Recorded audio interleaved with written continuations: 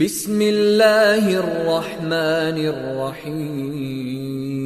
حضرت داؤد علیہ السلام کے دور میں بنی اسرائیل کو یہ حکم دیا گیا کہ انہوں نے ہفتے والے دن مچھلی کا شکار نہیں کرنا۔ سمندر کے کنارے رہتے تھے، مچھلیاں کھانے کا شوق تھا، لیکن اللہ تعالیٰ نے ہفتے کے دن کو ان کی عبادت کے لیے مقرر کیا تھا، وہ تعظیم کا دن تھا، لیکن انہوں نے ہیلے بہانے کر کے شکار شروع کر دیا۔ ایسے کرتے تھے کہ ہفتے والے دن مچھلی کی جو دم تھی اس کو باندھ دیتے تھے اور پانی میں چھوڑ دیتے تھے، اور اتوار والے دن جا کر اس کو نکال لیتے تھے۔ یہ ایک ایسا ہیلا تھا جو اللہ تعالیٰ کے حکم کو باطل کرنے کے لیے تھا، یعنی اللہ تعالیٰ کے حکم کی نافرمانی کے طور پہ تھا، اللہ تعالیٰ کے حکم کی خلاف ورزی کے طور پہ تھا۔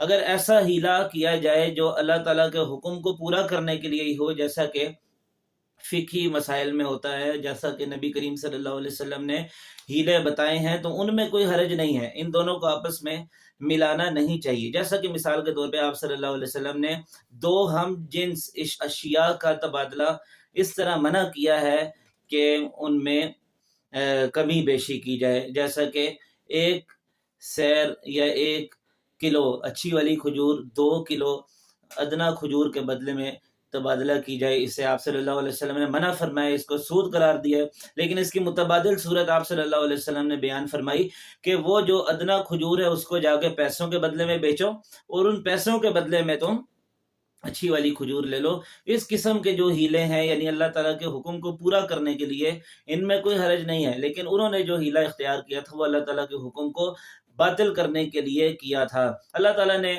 ان کے اوپر عذاب نازل کیا۔ سب سے پہلے تو انہوں نے ہیلا اختیار کیا، اس کے بعد کھلے عام مچھلی کا شکار کرنا شروع کر دیا۔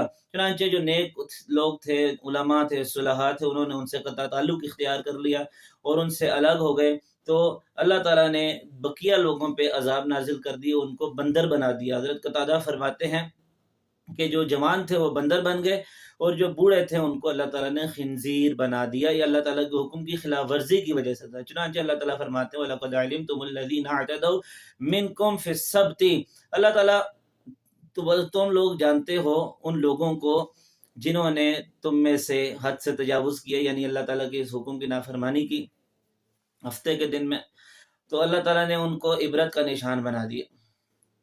فَقُلْنَا لَهُ كُونُوا قِرَدَةً خَاسِئِينَ، ان کو ذلیل بندر بنا دیا۔ فَجَعَلْنَا نَكَالًا لِمَا بَيْنَ يَدَيْهَا وَمَا خَلْفَهَا وَمَوْعِظَةً لِّلْمُتَّقِينَ، ان کو بعد والوں کے لیے، پہلے والوں کے لیے عبرت کا نشان بنا دیا، اور اہل تقوی کے لیے نصیحت بنا دیا۔